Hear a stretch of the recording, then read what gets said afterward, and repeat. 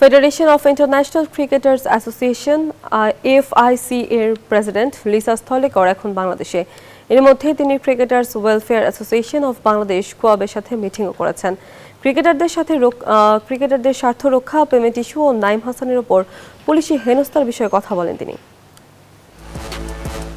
সারা বিশ্বের ক্রিকেটারদের স্বার্থ নিয়ে কাজ করে federation of international cricketers association এফআইসিএ।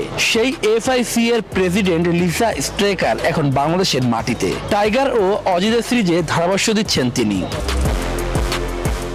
ক্রিকেটারদের স্বার্থ রক্ষার্থে তিনি cricketers welfare association of Bangladesh কোয়াবের সাথে একটি মিটিং করেন। সেখানে তিনি কথা বলেন বিপিএল এ ক্রিকেটারদের পেমেন্ট বিষয়ে। আমরা ফ্র্যাঞ্চাইজি টুর্নামেন্টগুলোতে ক্রিকেটারদের পেমেন্ট নিয়ে কাজ করছি। দলগুলোর মালিক ক্রিকেটারদের এজেন্টদের মধ্যে যেন এমন চুক্তি থাকে আমরা তাদের পাশে দাঁড়াতে পারি। বিপিএল এর ঘটনা শুনেছি, এখানে পেমেন্ট ইস্যু নিয়ে কিছু সমস্যা আছে। কোয়াবের সাথে মিলে আমরা কাজ করব। 2004 সালে প্রতিষ্ঠার পর 2025 সালে প্রথমবার কোয়াবের নির্বাচন হয়। সেই নির্বাচনে কোয়াবের সভাপতি হন জাতীয় দলের ক্রিকেটার মোহাম্মদ মিঠুন। এর আগে বেশ কয়েক বছর ধরে কোয়াবের পদে খুব একটি পরিবর্তন আসছিল না। লিসার মতে রানিং ক্রিকেটারদের এমন দায়িত্বে আসা উচিত।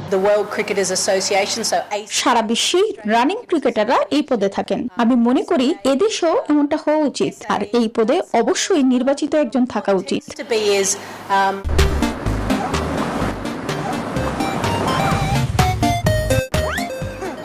চট্টগ্রামে জাতীয় দলের ক্রিকেটার নাইম হাসানের ওপর পুলিশি হেনস্থা কাম্য নয় বলেও জানান তিনি। আমি মিঠুনের কাছ থেকে শুনেছি, এ বিষয়ে বেশি কিছু জানিও না, তবে ক্রিকেটারদের সাথে এমন আচরণ কোনোভাবেই কাম্য না। মিঠুন অবশ্যই বিষয়টি দেখছেন। ক্রিকেটারদের স্বার্থ রক্ষায় সব ধরনের চেষ্টা করবেন বলে জানান এফআইসির সভাপতি। Shubhodeb Nath, news 24, Mirpur Sherebangla stadium, Dhaka.